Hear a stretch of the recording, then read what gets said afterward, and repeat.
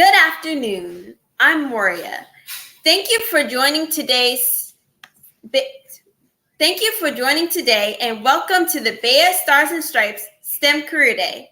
Summer is almost over and we will all be heading back to school. We are committed to bringing professionals in science, technology, engineering, and math, or better known as STEM, to share their career with you. The professionals that participate in Career Day offer advice, guidance, and an inside look into their day-to-day professions. The information that they share can help us make informed decisions when it comes to navigating through college on the way to our career. Joy, what's on the schedule for today's Career Day event? Thanks, Moria. Good afternoon. I'm Joy. Today we have a great program planned for you. We are featuring Mr. Jesse King, a partner and executive advisor at One Team Partners. He has an incredible background in STEM. Then we have Mimi's Moment, where Mimi shares more about her college preparations as she is about to start the 12th grade. Then Savannah will take us on a journey into the past to learn about a STEM innovation which made a huge difference in the way we function today. We will share more about tools used to design the metaverse for our hackathon segment. Finally, college students will share the tips and lessons they learned along the way to help us transition from high school to college. Over to you, Mimi, to introduce us to our STEM professional. Hello, everyone. I would like to welcome Mr. Jesse King. We want to learn so much about your career today. Mr. Jesse King, would you please take a moment and share your background with us? Sure thing. Hello, everybody. Before I start, I want to say thanks to a few folks. First, Vice Admiral Walt Davis for inviting me to participate in the BEYA Stars and Stripes STEM Career Day. And thanks to Rhiannon, Kwan, and the Career Day ambassadors for coordinating the event. It's always a pleasure to talk to young folks about STEM opportunities. I want to take 20 minutes to introduce myself and talk about some interesting things I've had the opportunity to do during my career. As I do this, I want to send one central message. Science, technology, engineering, and math, what we call STEM, opens up a world of opportunity for those of us who are fortunate enough to join what I'll call the STEM Club. Now, how do you join the STEM Club? All you got to do is take an interest and participate in math and science, and that's it. So I hope most of us on this call are already members of the STEM Club. If you look at my virtual background on the screen, you'll see pictures of some really neat stuff arrayed around my head. Because I've been a member of the STEM Club since grade school, I got the privilege to be involved in all of these wonderful cutting-edge technologies that were not just personally fulfilling, but I'd like to think they allowed me to have some small positive impact on my community and my country. I'll get into each of these technologies in a minute, but first, let's start at the beginning. I am a first-generation American. Both of my parents were born in a small West African country called Liberia. My father was born in a village called Goba Town, 40 miles from the capital city of Liberia called Monrovia. My father was the first person in his family to learn how to read and write. I'll say that again. My father was the first person in his family to learn how to read and write. He was a smart kid who showed an early interest in math and science in grade school. So you can say he joined the STEM Club early as well. Because of his early membership in the STEM Club, he got a scholarship to one of the top private high schools in Liberia, where he met my mother, who was from a more privileged. Both my parents got scholarships to come to the US for college. They got married here in the States, where I was born. And by the time I got into elementary school, I too joined the STEM Club. Because of that membership, I eventually got into college where I studied physics. While I was in college, I signed up to become a Navy nuclear engineer. Now, I'll take a pause here to recap my improbable story so far so we don't miss the big picture. You have a young boy, my father, born in an African village who becomes the first literate person in the roughly 10,000 generations of his ancestral family tree, going back 250,000 years to when the first modern humans emerged on the evolutionary scene in the plains of East Africa, right? He joins the STEM club, and within one generation of that, his son is heading off to be a US Navy nuclear engineer. There are two big takeaways here. First, membership in the STEM club provides generational and life-changing opportunities. And second, membership in the United States provides generational and life-changing opportunities. And everyone on this call should recognize just how fortunate we are to be members of both the STEM Club and the United States Club. And we should take full advantage of all these opportunities. Now, I'll talk about all the neat technology I got to experience throughout my career. There's a lot here, so buckle up. I'm going to move pretty quickly. We'll start on the lower left side of your screen, right over here, and work our way clockwise. The picture in the lower left corner of your screen is a US Navy nuclear submarine called the USS Providence. After graduating from college, the Navy put me through 18 months of some very intense training and gave me my first job as a nuclear submarine officer on that very ship. As a submarine officer, I was able to use chemical engineering, electrical engineering, mechanical engineering, and nuclear engineering to do a whole bunch of fascinating things. We would run the steam engines to propel this 16 million pound submarine through the water, hundreds of feet below the surface of the ocean. We would generate enough electricity to power all the lights and all the weapon systems like torpedoes and Tomahawk missiles and all the life support systems. We would use seawater to make fresh water to drink. We would use seawater to make oxygen to breathe so we could survive underwater for months at a time. If any of you want to join the military and want to get really deep into STEM activity, the nuclear Navy is definitely an option. But first, you have to be a member of the STEM Club. After doing submarine service for 5 years, I decided I wanted to do something even more adventurous in the Navy. So I went to flight school, and the Navy spent 2 years teaching me how to fly fighter jets. In the Navy, you fly planes off of aircraft carriers, like the one in the middle picture on the left side of your screen right here. An aircraft carrier is a floating airport. It's 1,000 feet long, which is as long as 3 football fields stacked end to end. It weighs over 200 million pounds.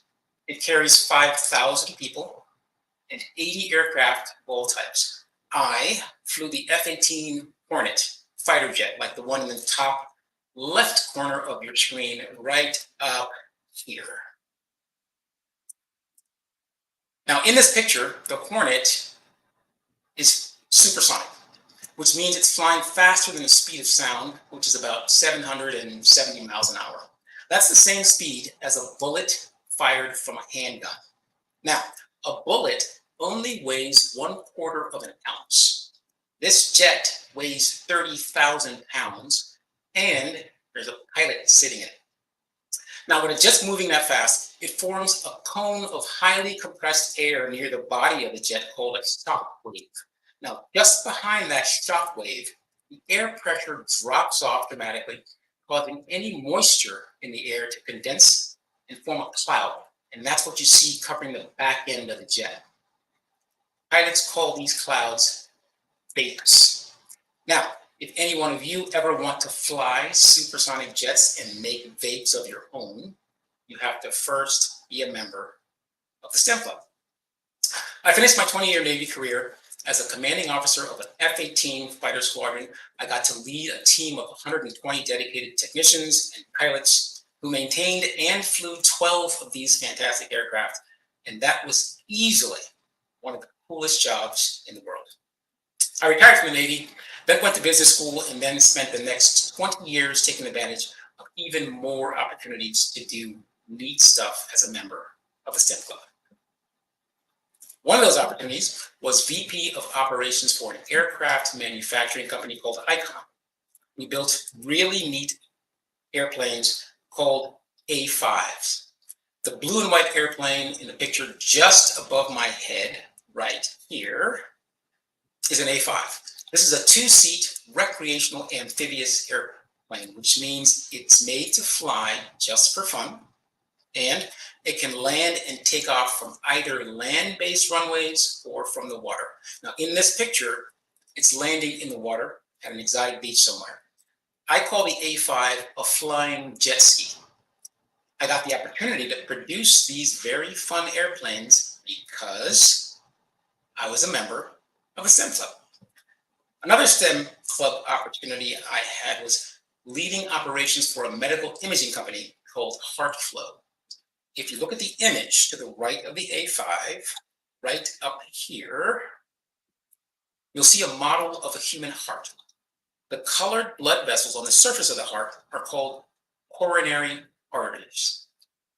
They carry blood to the heart muscle. Now, if you smoke, or you're overweight, or you eat too many cheeseburgers and don't exercise, as you get older, fat deposits start to collect inside those coronary arteries. These deposits clog up the arteries and restrict blood flow to the heart muscle. When this happens, you feel chest pain and you get tired very quickly. And if the flow is restricted enough, your heart muscle starts to die because there's no oxygen-rich blood getting to it. This is what we call a heart attack. So this imaging company I worked for created a process that gave doctors a color-coded 3D image of all the patient's coronary arteries, just like the picture on the screen.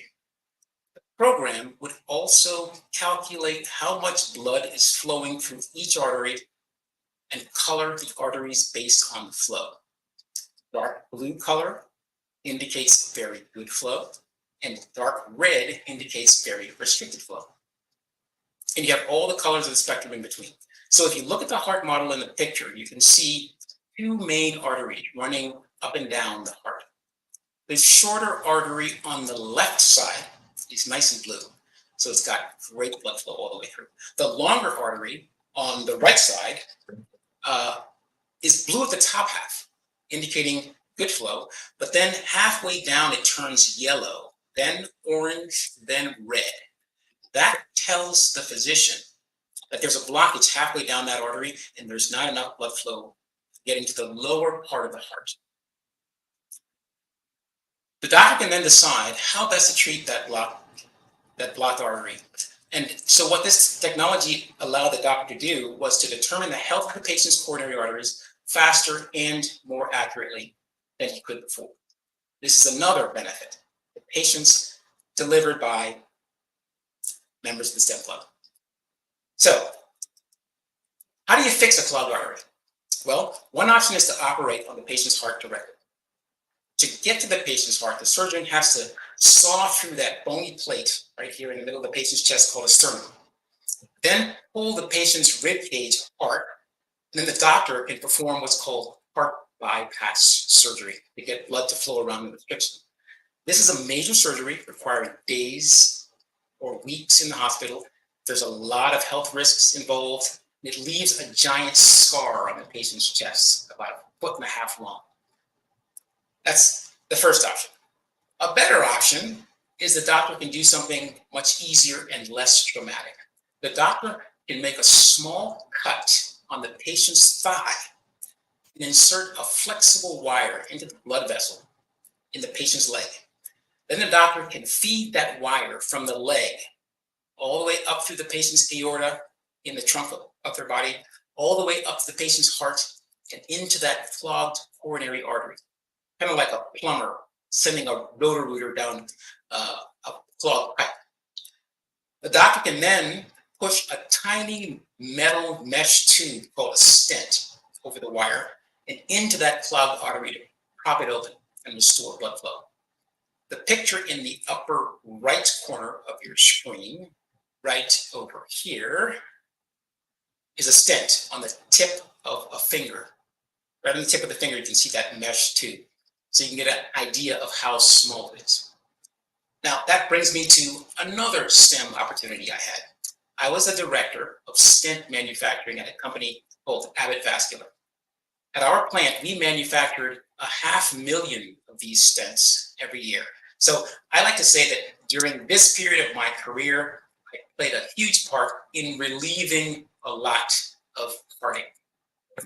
And that was one more privilege of being in the STEM club.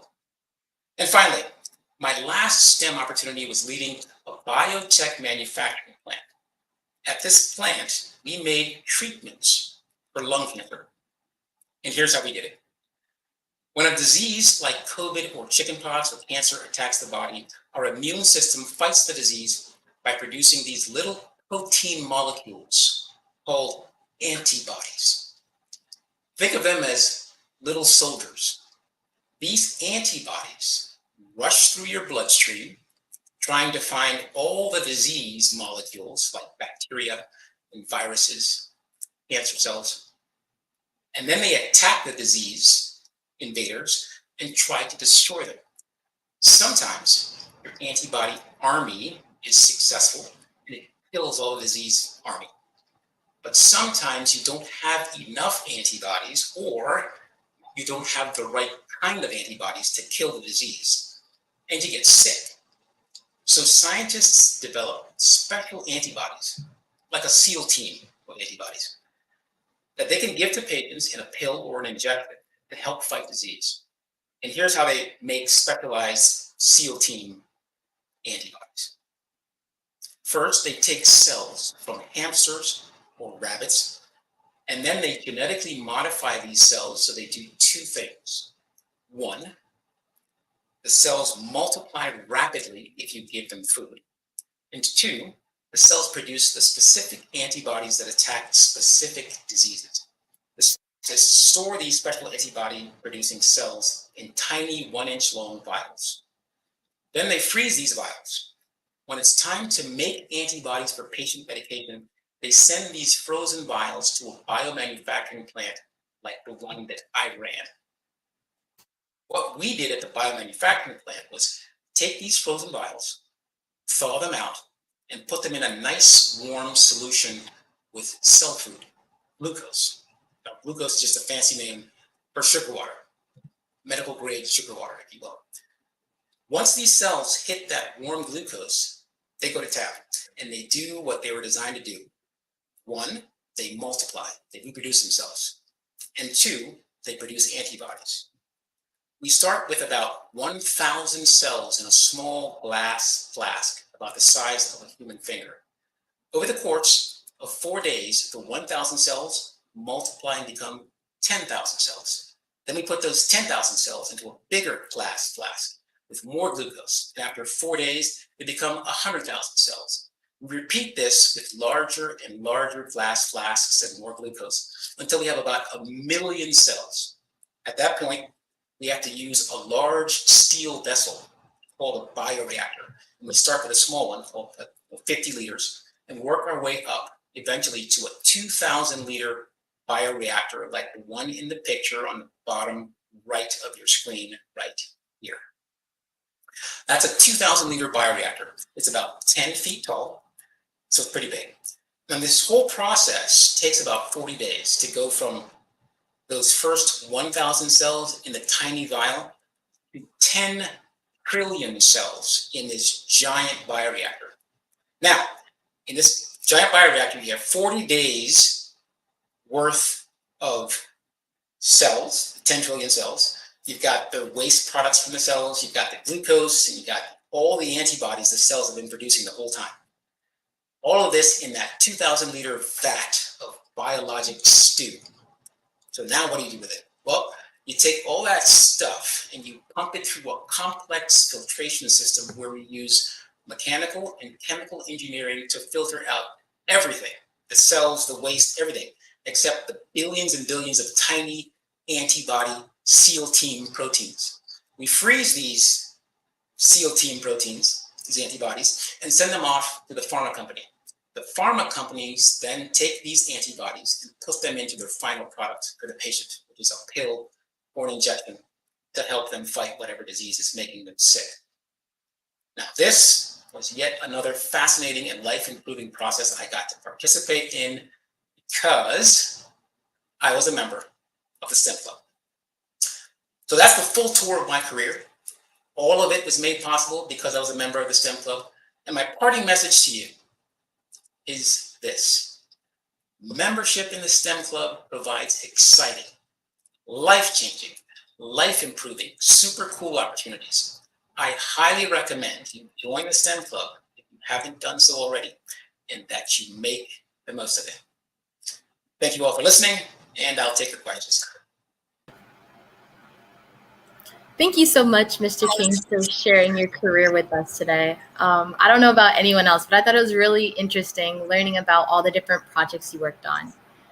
And so my first question for you is, since you mentioned multiple times that, you were able to do all these projects through being in a STEM club, when would you say is the right time for someone to join a STEM club? Or, should they wait more towards high school and college, or is any time fine? Well, I think the right time to join is when you are young. Okay. The younger the better. So elementary school is the best place to join, because when you're young and you get into math and science, it's not quite as scary. If you avoid math and science until you get into high school when you're a teenager, I think teenagers are much more reluctant to try something that they haven't been used to. So it's good to get used to it before you become a teenager. So the earlier the better. Okay, thank you so much. And so would you say in your career that you have any favorites of the projects that you worked on, or did you just love them all equally? The funnest job, the most rewarding for me, was being the commanding officer of Fighter Squadron, where I was leading a very high-performing team of folks who were defending the country, and plus flying jets is really one of the cooler things you can do in life. So that was my favorite job, commanding officer of a fighter squadron. Thank you so much. Sorry, it's a little distracting. But also, would you say that, in your younger years, would you ever think that, you going into the Army or going on and leading in life, would you be where you are today? Or did you have any other interests before? When I was in high school, I thought I was going to become a doctor. I picked medicine because I thought being a doctor was cool and I thought they made a lot of money. But as I got into 11th and 12th grades, I realized I wasn't really that keen on spending too much time in the hospital. I'd much rather study physics. So I had no idea that I'd be doing this. That's super cool, though. You never know what life will bring your way. I also agree physics is way more interesting. And so would you say that if you were able to do it all over again with your career in school, what would you change? Or would you not change anything at all?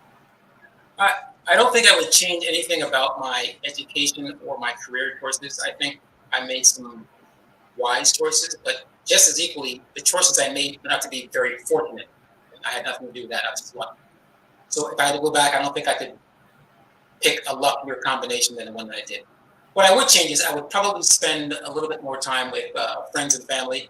I don't think anybody goes to their deathbed and says, gee, I think I should have worked more while I was alive. That makes sense. I understand that part.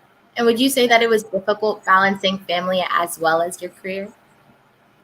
Repeat that question, please.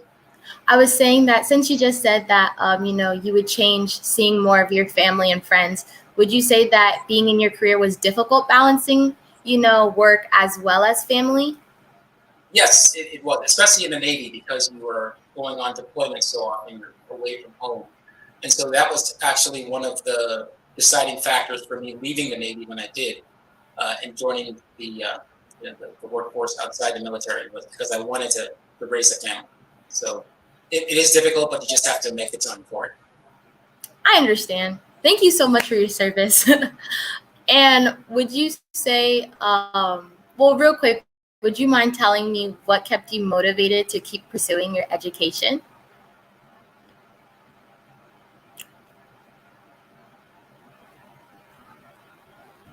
I'm sorry, my phone was ringing.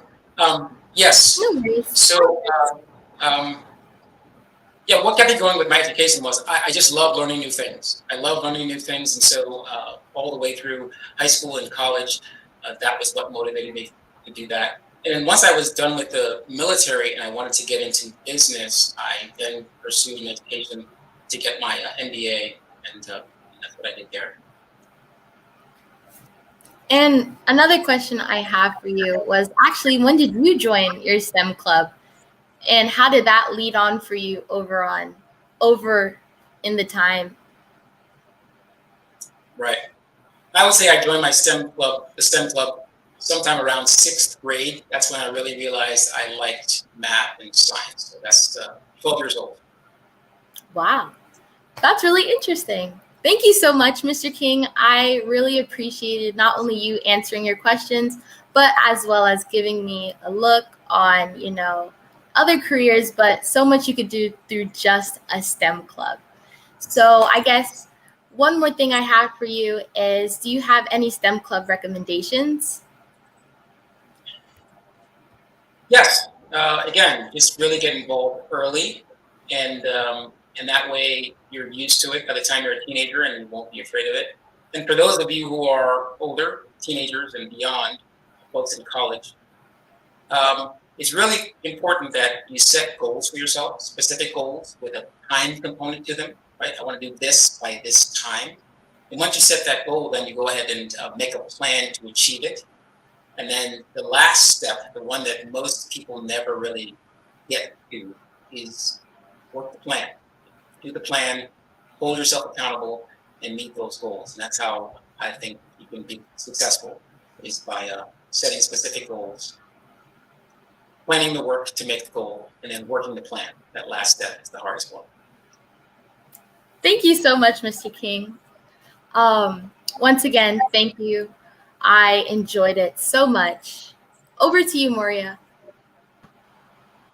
Hello. Thank you, Ms. King. We look forward to meeting you in person at the BEYA conference in Baltimore in February 2024.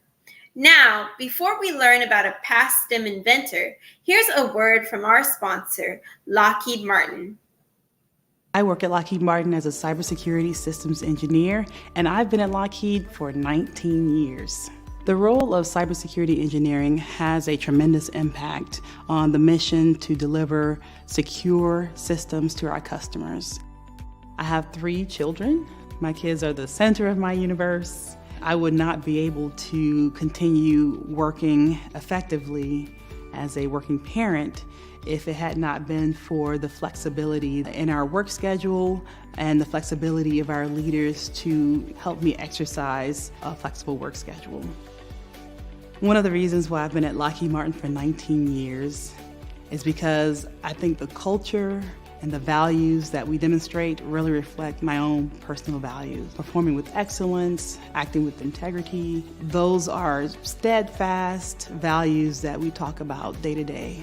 I have seen great changes in the diversity within our company. 19 years ago, there weren't a whole lot of women in leadership, so the few that we had were highly coveted. Today, I'm proud to say that we see quite a few women in leadership roles. The advice that I would provide to young women and girls who are interested in STEM is go for it. You can do it. Don't let anyone stop you.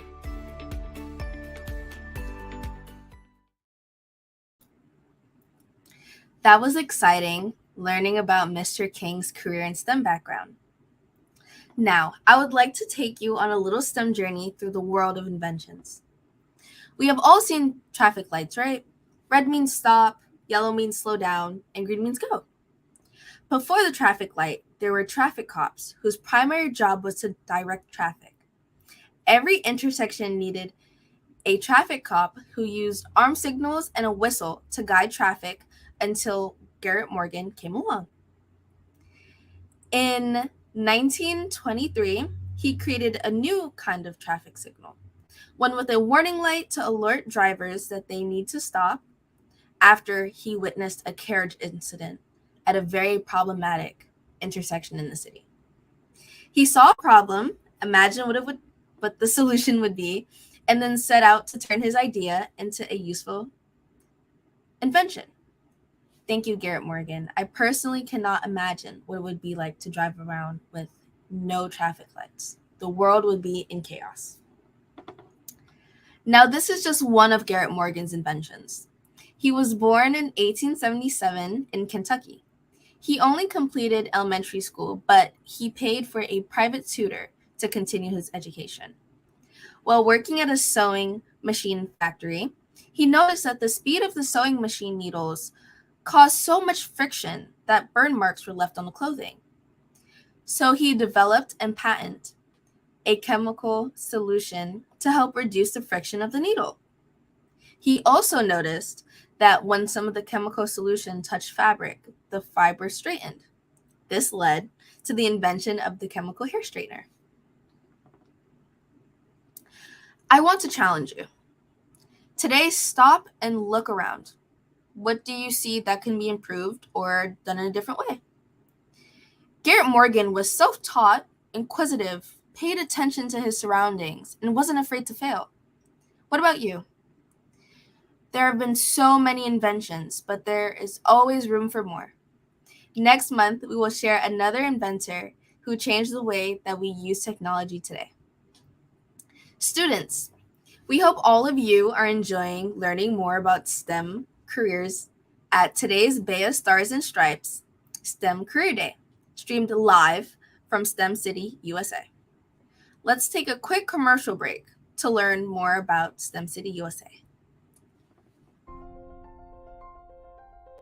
What if you could build your own city? A place where every child can find nurturing people to help them achieve their full potential. A place where every adult can access job training support. Where health education is abundant. Where social justice ruled the land. A place without limitations. Welcome. You have arrived at STEM City, USA. It is what every city should be. A safe and trusted community where you find people and resources to help you become everything you are and beyond. STEM City is unlike anything you have ever experienced. It is a digital twin of the world around you, only better. STEM City is about energy and soul renewal. It is more than a digital world. You can almost feel the power of live cultural events, music, and theater. STEM City promises a better future for children with caring mentors and hands-on activities with dedicated tutors to support our youth. STEM City is your passport to a healthy lifestyle with weekly events addressing our community's many issues. STEM City is your financial well-being with helpful information on wealth management, career advancement, job training, and so much more. STEM City is the community you deserve. It is the city where your dreams can come true. STEM City USA, a place in the sky that is accessible to all who reach for the stars.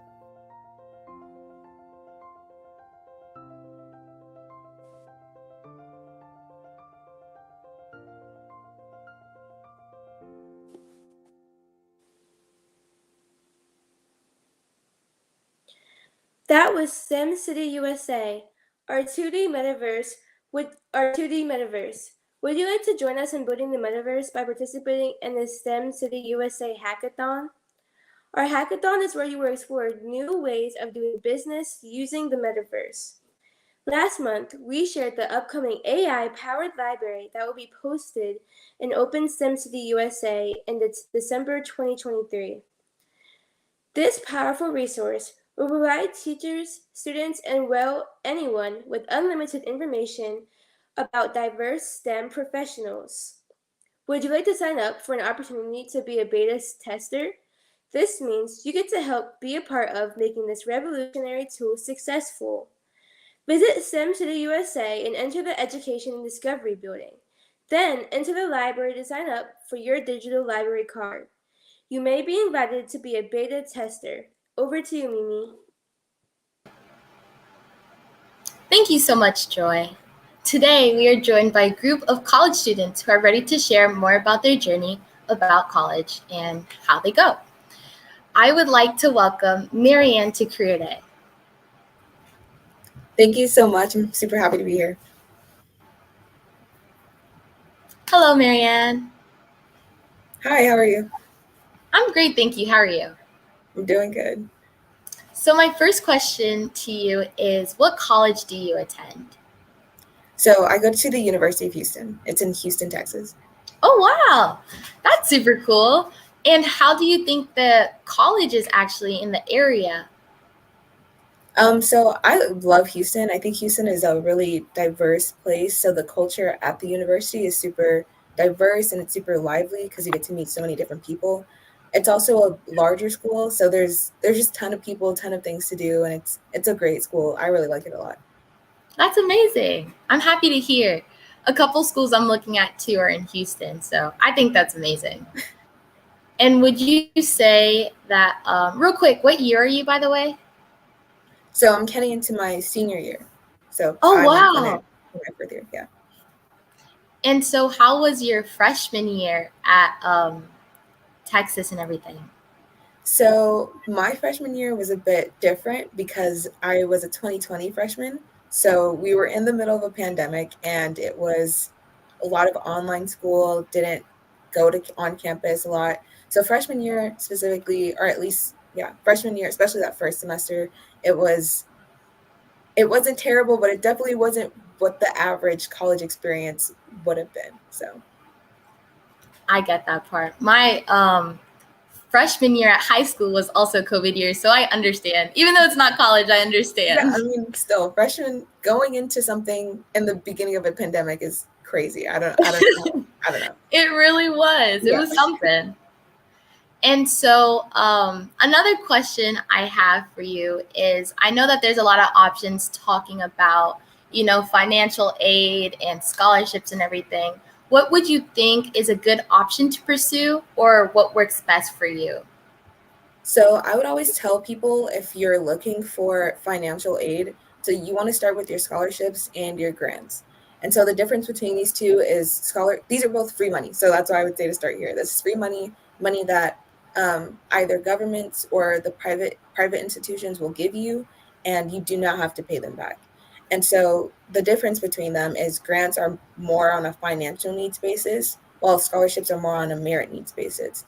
And you can have interchangeable. So like if you have financial need, you will find some scholarships. It's not just only grants. It's just mostly grants will be financial need. Mostly scholarships are merit based. And so I would say always start there before looking at loans. Loans, that's also a good option as well.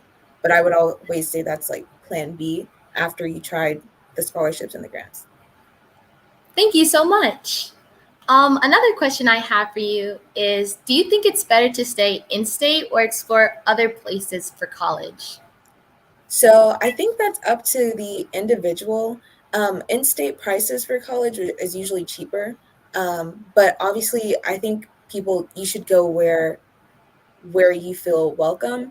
And also I would look into your major. So personally, I went to the University of Houston. I heard a lot about their biomedical engineering program. That's my major. And I thought it was super interesting. And I thought the people there were great. And so on top of already liking Houston, it was like, that was a good choice for me. But different majors will excel at different schools. So I would say that's a big difference. Okay. And so would you say that, were you in-state or were you out-state? I was in state. I'm actually born in Okay. Houston. So it was Okay. definitely, I wouldn't say it was an easy choice. Yeah, I'll go with that. It was kind of an easy decision to make. I get that part.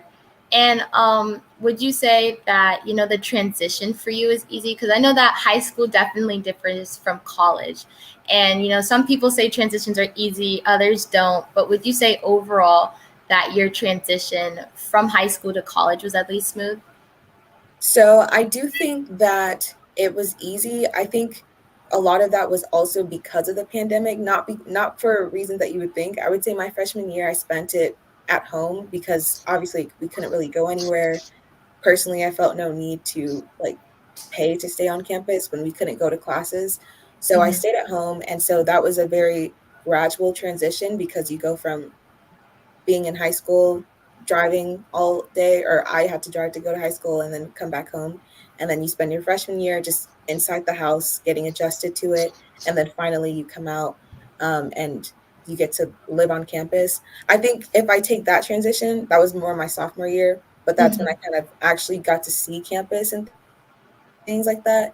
I think because of how big it was and also how just welcoming everyone is, it was rather easy of a transition for me at least personally. Okay.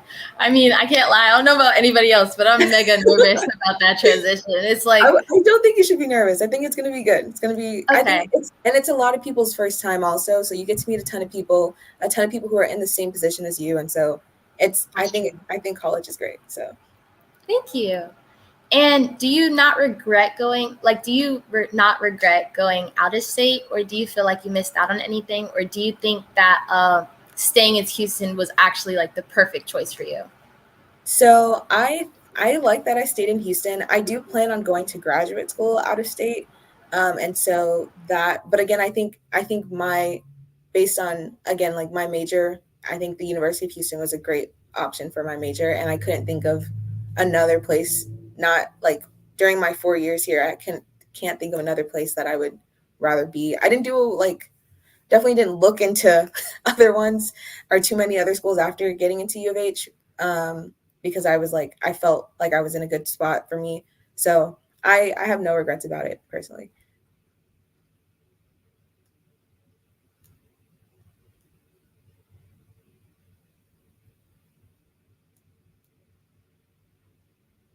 I think I lost Mimi. Hi. Hi. I'm gonna stand in for Mimi for a little bit. Gotcha. Yeah, hope you don't mind. No, of course not. All right. So, did you have any jobs in college? Yeah, so I had a ton of jobs in college. I started off, so starting my freshman year, I was working. I worked at Whataburger. I'm not sure where everyone is, but that's like a kind of southern Yeah, thing. I've heard. So I worked at Whataburger while taking my classes, and then I went through a couple different jobs. Worked at a dental lab. I got paid to do research, undergraduate research, and then I also I'm trying to remember.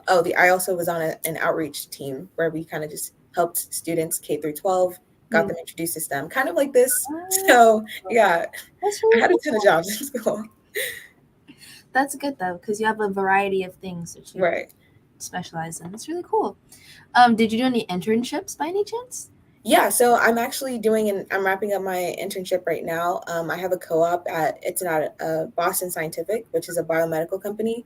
And so this is one of my internships that I was doing. I also did a business one Oh, between freshman and sophomore year. So that's really nice. Do you feel like the business aspect is important in STEM, or did you do? So I think it definitely depends on what you want to do. I think like I think it's something everyone should kind of look into just in case, to decide whether you like it or not. Personally, I think trying different things lets you know what you do like in STEM, what you don't like in STEM, and it does help you push your way forward. So I would say to everyone to, give it a try if you think you'd like it. So Great. Well, I'm gonna sign up.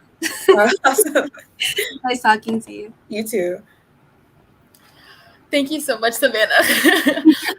But, what's another question I have for you? Oh, when it came for applying to scholarships, were you more applying junior year or did you do senior year?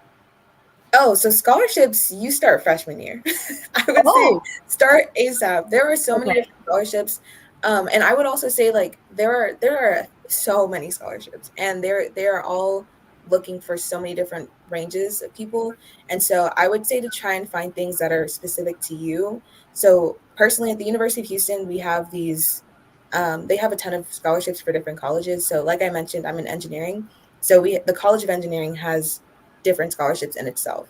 And so I would go to the College of Engineering at the University of Houston on their website, and I would look for those scholarships, and I would look for ones that can apply to me. So I would look for ones for my major, my ethnicity, my gender, like ones that match me or my situation. There's also some that were like for the like school district that I was in, that I happened to be in high school, and I was like, wow, like this seems to fit me. Like, so I would say to start when looking for scholarships, you want to try and get small groups because it's less people to compete with, rather than going for like national scholarships, because then you're dealing with a nation of people. That's your competition.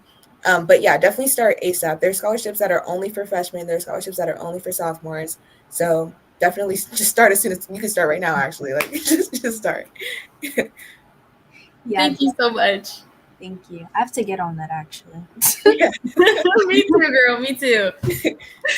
What is something you know now about college that you wish that you knew at the start? I would say the scholarship thing. I wish I knew about that. And going back to your last question, because I just realized you were probably asking about high school. Still start ASAP, I think. But you can always start looking too, and then making a list, and then figuring out when to apply. But I don't think it hurts to start researching early.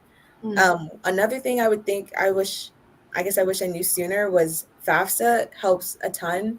So definitely apply for FAFSA. Don't do it late. Do it October 1st. October 1st, just circle that date on your calendar, and don't like, usually sometimes if I don't do it the first day, I'll just forget, and I'll be like, oh, like we have months to do it, and then it just doesn't happen. It's like, no, do it. You need to do it, and just keep finding scholarships. There's just so many. So I'm so sorry. I'm like ambassador for scholarships.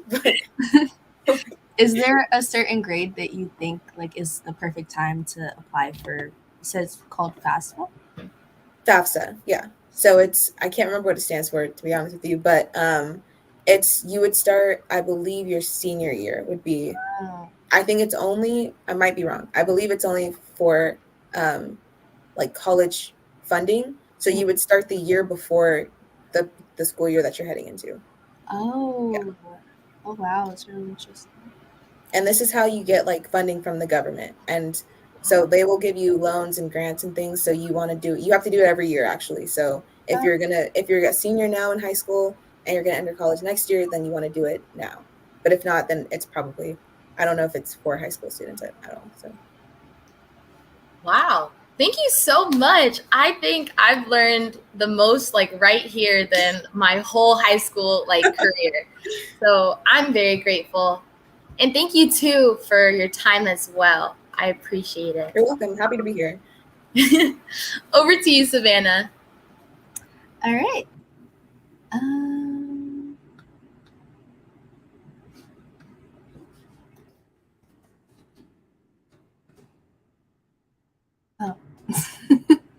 Sorry, guys.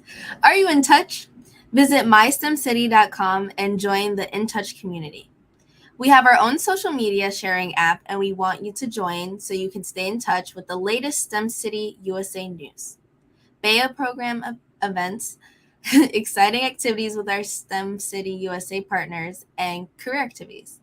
Visit mystemcity.com and join today. Now, a word from one of our Career Day founders, Lieutenant General Crawford. Well, thank you, Savannah. What an inspiring discussion. Wow, if you can't get fired up for this, you got to check yourself. What a great dialogue. What I'll share is that after 34 years in the military and the last 3 years, and this was in STEM in the military, and the last almost 3 years in corporate America in STEM, I truly believe that it's awareness that leads to opportunity. So what you heard here today is information from ordinary people that you see every day, who really took advantage of those opportunities in STEM to do things and contribute to literally changing the world. So some of the key points that you heard today from our great speaker, Mr. Jesse King, was number one, STEM really can provide life-changing opportunities. Another key point that he made that you don't hear every day is the importance of friends and family, your support group. I used to tell people, on this journey that you're on, you don't have to stop. to smell the roses. And so friends and family also contribute to that. So don't forget that. Another great point was the importance of setting goals, and more, just as importantly, holding yourself accountable to achieving those goals. And so, again, great information exchange, really inspiring. And if I could leave you with one other point just in closing, listen, as a nation, our competitive advantage remains our willingness to invest in people is our most valuable asset. So what you heard here today from the BEYA Career Day team is a great example of that investment. And so until the next time, which I look forward to another great conversation, I'll throw it back over to you, Moria, to close it out. Thanks to everyone. Thank you, Lieutenant General Crawford. Thank you to all who joined us for Career Day. Thank you to our Career Day speaker, Mr. Jesse King, for providing career and leadership advice today. Please remember to visit STEMcityUSA.com for more BEYA STEM Career Day segments. We would like to give a very special thanks to our BEYA STEM Career Day sponsor, Lockheed Martin. They are known for their groundbreaking work in aerospace, arms, defense, information, security, and technology.